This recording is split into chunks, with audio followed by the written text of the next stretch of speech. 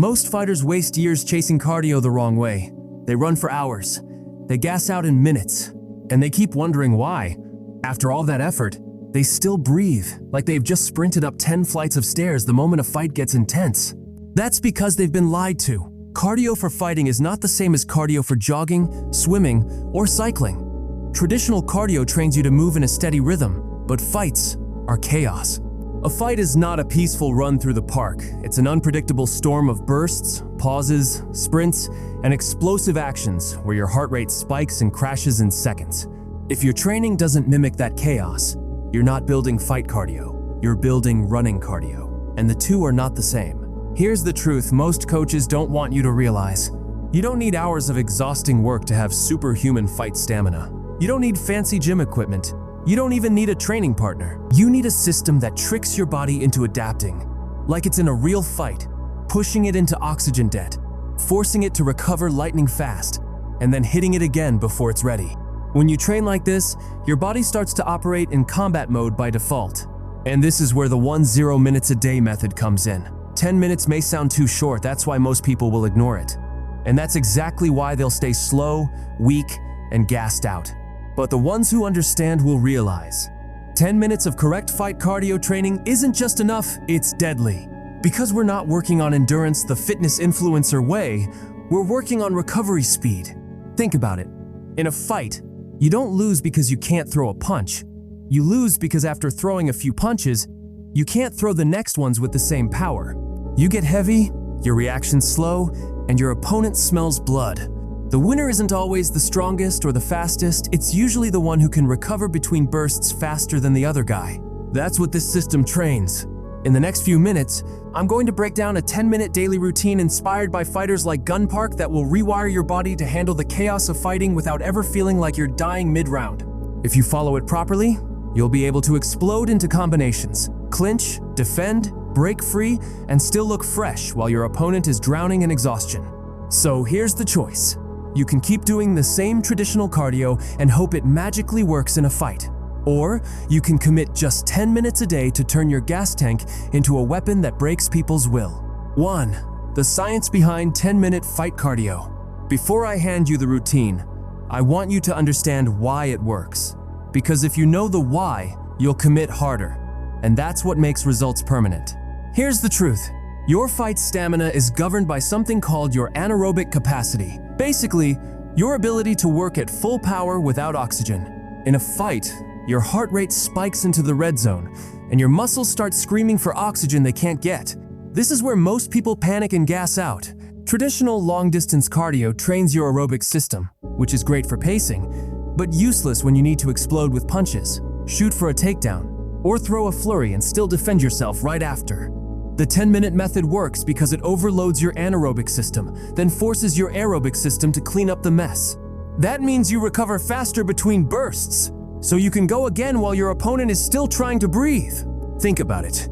If you can recover in 20 seconds what it takes your opponent 60 seconds to recover from, you win the war without ever being more talented.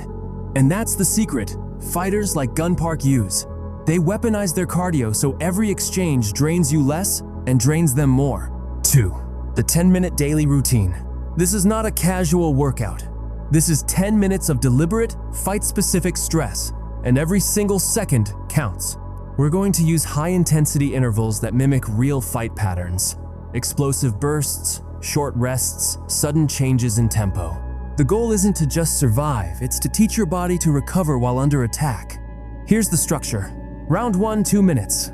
Explosive shadow fighting. Throw non-stop punches, elbows, knees, and footwork at 80–90% speed. Imagine you're in a real fight. No pauses. This is where your heart rate spikes.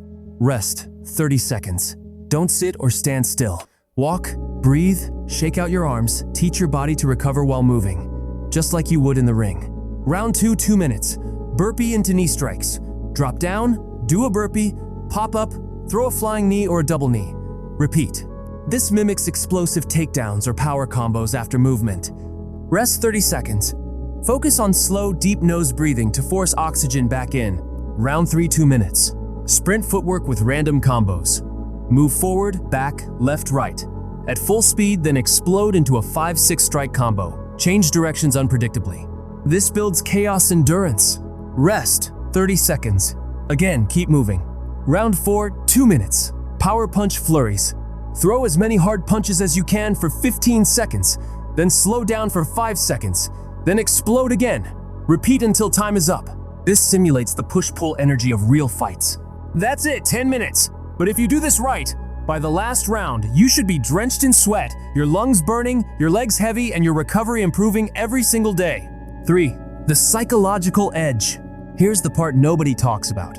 Building fight cardio isn't just physical, it's mental conditioning. Most fighters don't lose because they're actually out of gas. They lose because their brain convinces them they're done.